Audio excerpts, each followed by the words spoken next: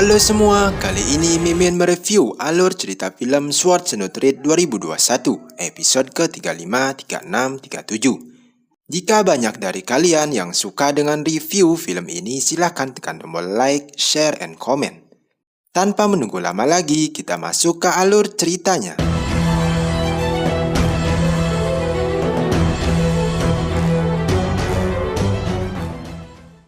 Dewa Pedang menyerahkan surat pemberian Zhao Kei kepada Su Fengnian. Dia mengatakan bahwa ada yang mau membunuh Su Fengnian ketika sampai di kota Wudi nanti.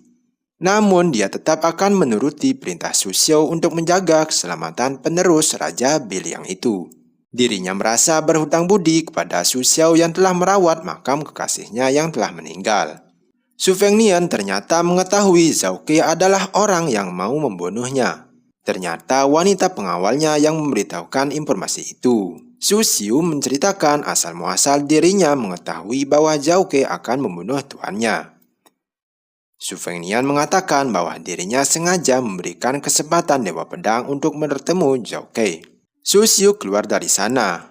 Kemudian Dewa Pedang menjelaskan, dia meminta agar Su Fengnian lebih berhati-hati ketika telah sampai di kota Wudi, karena dirinya akan fokus sepenuhnya untuk berduel melawan Wang Xianji.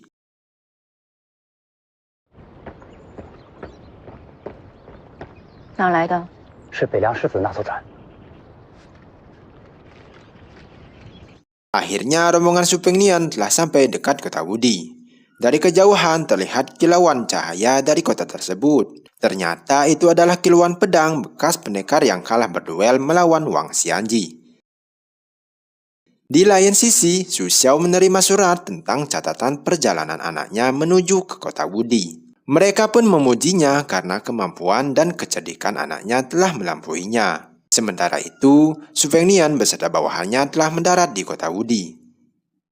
Mereka pun masuk ke kota Wudi melewati gerbang barat yang pernah dilewati Lo Huang. Sambil berimajinasi, Su Fengnian mengikuti jejak langkah kaki Lo Huang yang ada di depannya. Hingga tiba di sebuah kedai, dia pun masuk untuk memesan arak di sana. Dia meminta pelayan kedai agar memberinya arak seperti arak yang pernah dipesan oleh Lo Huang.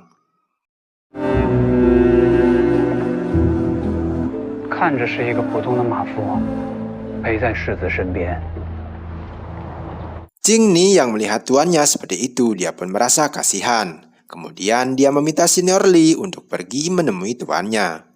Dewa Pedang menyadarkan Tuan Su bahwa Lo Huang sudah tiada. Dewa Pedang mengingatkan Su Fengnian untuk segera mengambil pedang milik Lo Huang yang berada di atas sana.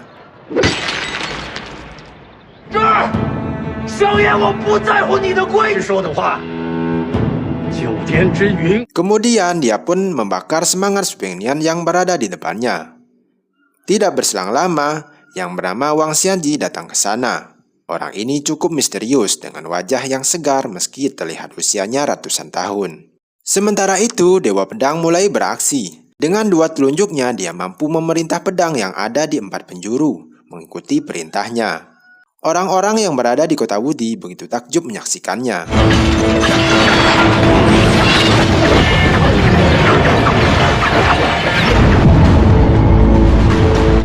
Setelah ribuan pedang berkumpul di atas sana, Dewa Pedang lalu naik menuju ke sana. Di lain sisi, Wang Xianji menggunakan elemen air sebagai senjatanya. Dewa Pedang mengerahkan pedangnya untuk menyerang Wang Xianji.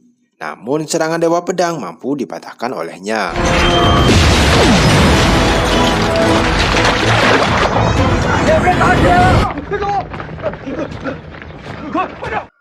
Sementara itu, Su Fengnian dengan semangkuk araknya menuju ke atas tembok untuk mengambil kotak pedang Lo Huang. Di bawah tembok menuju ke atas sana, mereka dihadang oleh para pendekar.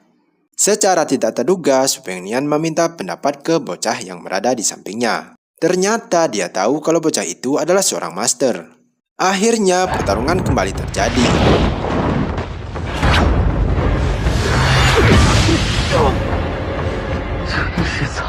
Sementara itu, Su Fengnian bersama pengawalnya melanjutkan menuju ke atas sana. Sedangkan Su Xiu dan kakek Wei menghadapi pendekar lainnya.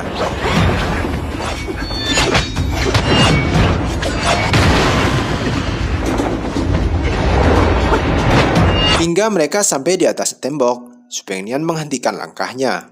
Ternyata di depan sana masih ada sisa pendekar yang menghadangnya. Di lain sisi, Zhao Kei juga berada di sana.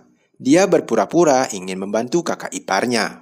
Namun Neng Emme sudah siap siaga menghadangnya. Kemudian, Neng Emme dan Qing Ni mencoba menerobos pertahanan para pendekar di sana. Namun mereka gagal untuk menjebolnya.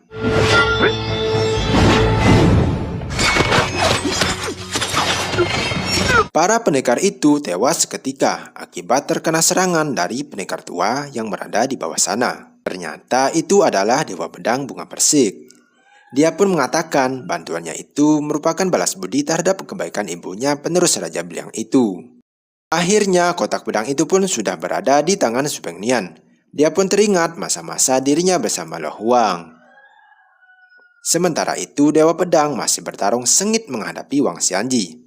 Dia pun mengerahkan semua ribuan pedang untuk menyerang Wang Xianji yang ada di depannya.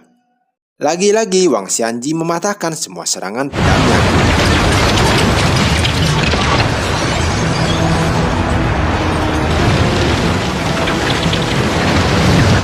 Dewa Pedang dengan kesadaran dewanya mengatakan meminjam kembali kekuatan langit dan bumi untuk membangkitkan kembali pedang barunya.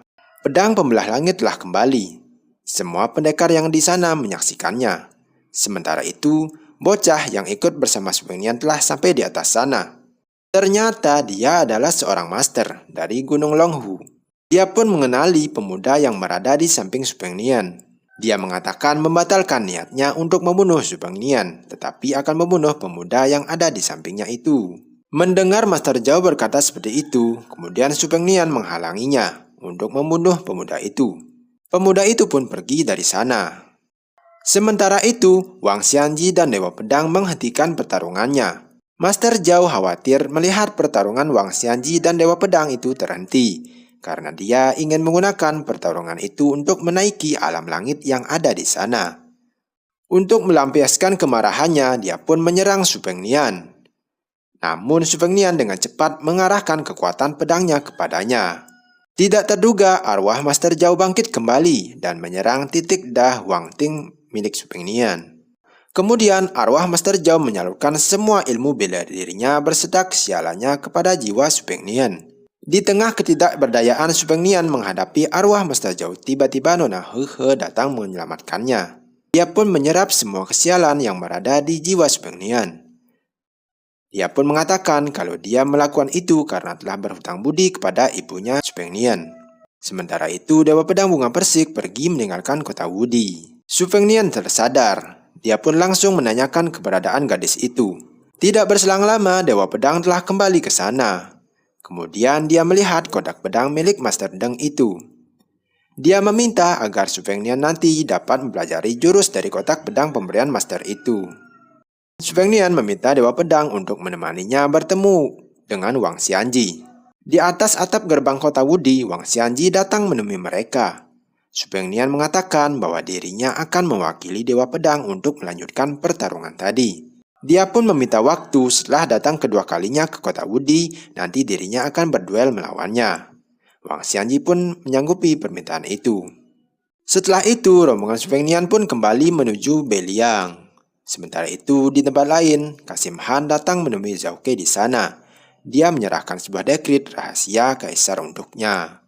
Sedangkan di tengah perjalanan menuju Beliang, rombongan Supeng Nian dicegat oleh ribuan pasukan. Dewa Pedang keluar dari kereta. Dia pun langsung menghabisi ribuan pasukan itu dengan sekali tebasan pedangnya. Di Beliang, Su Xiao beserta guru catur Peng Nian datang ke pemakaman para pejuang Beliang untuk memperingati dan mendoakan mereka di sana. Mereka pun bersyukur Supeng Nian pewaris Raja Beliang itu mampu melewati semua rintangan yang menghadangnya. Oke, sampai di sini dulu alur cerita filmnya. Sampai berjumpa kembali di ending alur film Sword Sinotrid 2021. Tetap semangat, sehat dimanapun berada. Semoga hari-hari kalian menyenangkan.